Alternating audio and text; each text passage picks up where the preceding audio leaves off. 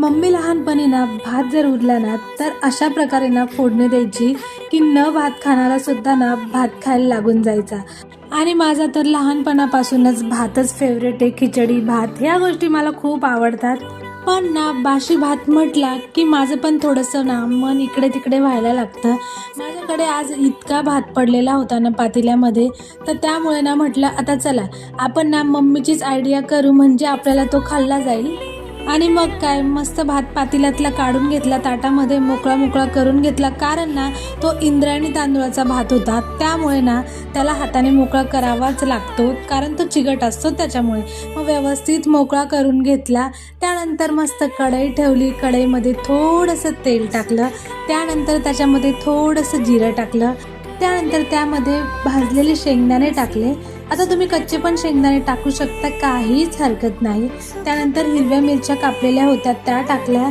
त्याच्याऐवजी तुम्ही लाल तिखट पण वापरू शकता, काहीच हरकत नाही. आता माझा फेवरेट कढीपत्ता नसला ना की मला कशातच मजा येत नाही. त्यानंतर ना मस्तपैकी थोडी हळद टाकली आणि थोडंसं ना जाड जाड तिखट कुटलेलं होतं ना ते टाकलं. त्यानंतर ना जो भात आपण मोकळा करून ठेवलेला होता ना तो टाकला. अगदी सिंपल पद्धतीने आपल्याला भाताला ही फोडणी द्यायची. इतकी सुंदर लागते ना, तुम्हाला सांगू शकत नाही, इतकं भारी चव लागते ना.